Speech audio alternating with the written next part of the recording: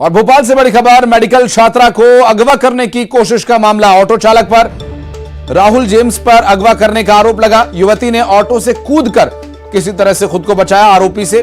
और आपको बता दें कि इस पूरे मामले में युवती ने ऑटो से कूदकर खुद को आरोपी से बचाया और कूदने के चलते उसके कंधे और पैर में चोट लग गई है। पुलिस ने पूरे मामले को दबाने की कोशिश की और सिर्फ चोरी के मामले में एफआईआर दर्ज की गई है। बैराहगढ़ से लालघाटी आने के लिए युवती ने ऑटो किया। ऑटो को लेकर आरोपी युवती को अगवा करने की कोशिश कर रहा था। दरअसल कोएफिजा थाना क्षेत्र का यह पूरा मामला बताया जा रहा है, जहां पर मेडिकल छात्रा को अगवा किए जाने की कोशिश की गई। ऑटो चालक राहुल जेम्स पर अगवा करने का आरोप लगा है।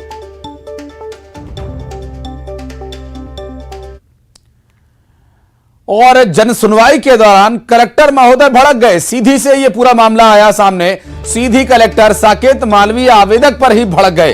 खराब सड़क की समस्या को लेकर युवक शिकायत लेकर पहुंचा था। कलेक्टर ने कहा, चुनाव हारने के बाद शिकायत कर रहे हो। कलेक्टर के भड़कने का वीडियो भी वायरल हो रहा है। तस्वीरें आपको दिखा दें, उसके बाद और विस्तार पूर्वक अपडेट देंगे। यहीं पे जहर खाऊंगा। अगर जनता को न्याय नहीं मिलता तो किस काम का? साहब को इन्फॉर्म कर दीजिए। एसपी साहब को आप जेल भिजवा दीजिए ना। ये जो चीजें मैं बोल रहा हूँ वो सच बोल रहा हूँ। इसका नाम नहीं सर। और भोपाल से बड़ी खबर, बीजेपी पार्षद पर डीजल चोरी किए जाने का आरोप है। दरअसल पार्षद की कार से 50 लीटर तेल जब्त किया गया। वार्ड नंबर 48 के पार्षद पर डीजल चोरी किए जाने का आरोप है। पुलिस चेकिंग के दौरान गाड़ी से डीजल मिला है। नगर निगम की गाड़ी से डीजल चोरी का शक है। और भोपाल के शाहपुरा थाना क्षेत्र का यह पूरा मामला बताया जा रहा है, जहां गाड़ी से डीजल चोरी किए जाने की बात सामने आई है। बीजेपी के पार्षद पर यह आरोप लगा डीजल चोरी किए जाने का। और ये पार्षद की गाड़ी से 50 लीटर डीजल बरामद हुआ है। वार्ड नंबर 48 का पार्षद, पुलिस चेकिंग के दौरान गाड़ी से डीजल मिला है। और अगली बड़ी खबर ग्वालियर से, जहां डीएलएड परीक्षा में फर्जी परीक्षार्थी पकड़ा गया। और आपको बता दें कि विशंभर जाटव नाम का फर्जी परीक्षार्थी पकड़ा गया है। भानु प्रताप की जगह यह परीक्षा देने के लिए आया हुआ था।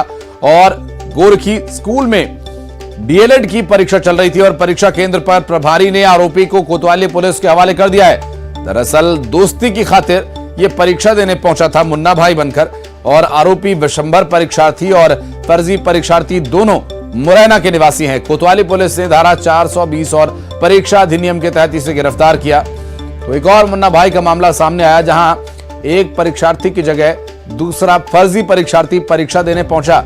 भानु प्रताप की जगह परीक्षा देने विशंभर पहुंच गया और गोरखी स्कूल में डीएलएड की परीक्षा का सेंटर आया था। और इस सेंटर में परीक्षा देने के लिए पहुंचे विशंभर को फिलहाल पकड़ लिया गया है।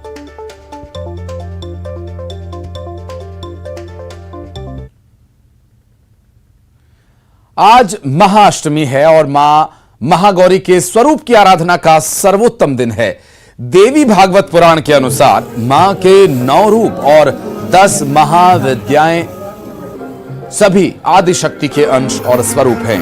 लेकिन भगवान शिव के साथ उनकी अर्धांगिनी के रूप में मां महागौरी सदैव विराजमान रहती हैं। मां की शक्ति अमोघ और फलदायिनी मानी गई है।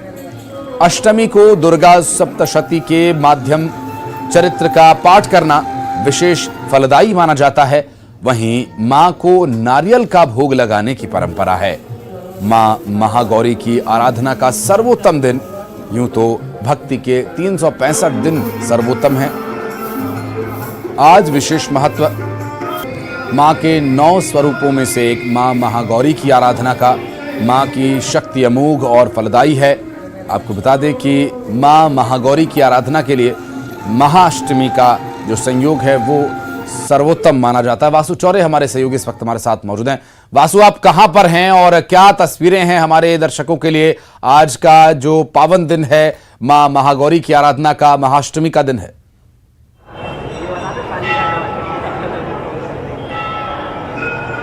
बिल्कुल आशीष, देखिए महाअष्टमी का आज पर्व है और नवरात्रि में इस दिन का बेहद विशेष महत्व होता है। आज कई जगहों पर हवन का आयोजन भी होता है और इसके साथ ही जो 9 दिन के जो उपवास होते हैं उनका क्रम भी आज कई जगहों पर खत्म होता है, ऐसी मान्यता है। और आप देख सकते हैं कि माँ महाकाली के मंदिर में हम मौजूद हैं। कालिका मंदिर के नाम से इस मंदिर को जाना जाता है और भोपाल के छोटे तालाब के किनारे ये मंदिर बना हुआ है। बहुत प्राचीन मंदिर है, कई सारी मान्यताएं इस मंदिर से जुड़ी हुई हैं। माना जाता है कि जो भी भक्त यहाँ पर पहुँचते हैं, अपनी मनोकामना माँ के सामने रखते हैं, उनकी मनोकामनाएं ज़रूर पूरी होती है। और यही वजह है कि आप देखेंगे कि चाहे महिलाएं हों, पुरुष हों, बुजुर्ग हों, बच्चे हों, बहुत उत्साह के साथ माँ के दरबार में पहुँच रहे हैं। और विशेष तौर पर आज के दिन माँ को खीर और पूड़ी का हलवा और पूड़ी का जो भोग है वो लगाया जाता है और बच्चों में भी खासा उत्साह है। पूजा करने आए हो? यस। जल भी चढ़ाओगे देवी जी को? जल चढ़ाएंगे।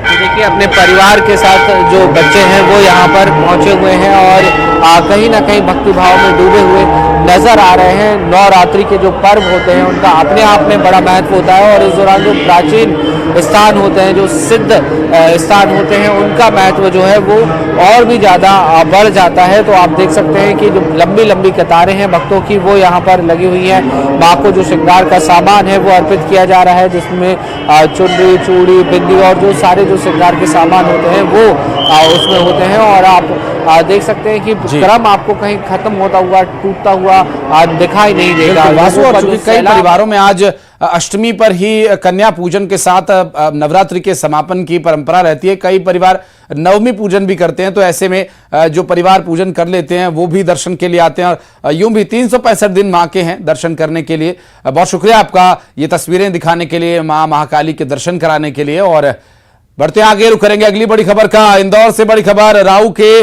पपाया होटल में आग लगने का मामला। होटल से सभी को सुरक्षित बाहर निकाल लिया गया है। मौके पर पहुंची दमकल की टीम और पपाया होटल में आग लगी है। होटल के सभी स्टाफ और गेस्ट्स को बाहर निकाल लिया गया है। बता रहे हैं आपको, तस्वीरें हम दिखा दिए। ये तस्वीर दरअसल होटल पपाया की है, जहां पर आग लगने के बाद सभी सुरक्षित बाहर निकाल लिए गए। हालांकि आग पर काबू पाने का प्रयास किया जा रहा है। इंदौर से ये बड़ी खबर, होटल पपाया में आग लगने की। और इस राऊ के पपाया होटल में आग लगी। तस्वीरें इस वक्त आपकी टीवी स्क्रीन पर हम आपको दिखा रहे हैं। मौके पर दमकल की टीम पहुंच चुकी है और इस आगजनी को काबू करने के लिए प्रयास किया जा रहा है। होटल से सभी को सुरक्षित निकाल लिया गया है और मौके पर दमकल की टीम पहुंची है।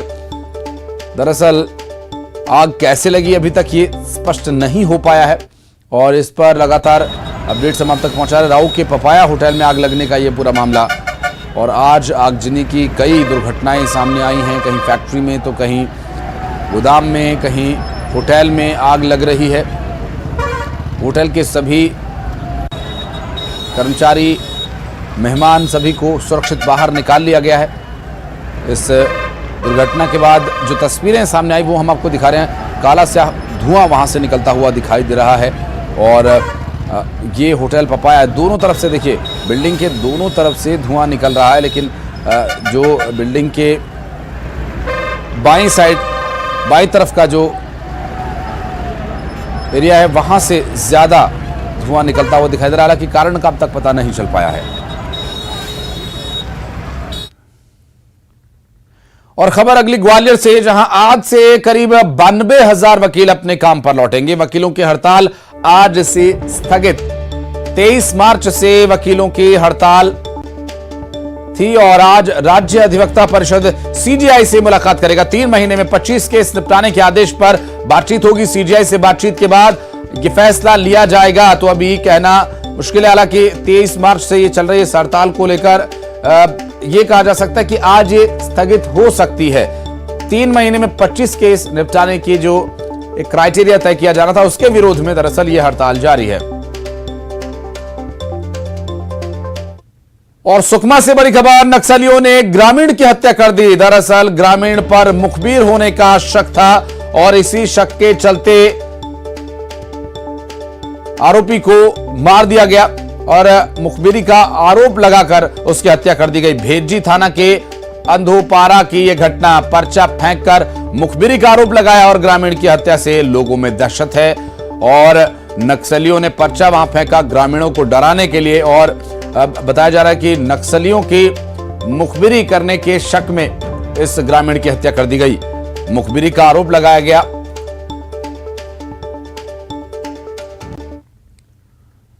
एक बहुत छोटा सा ब्रेक है।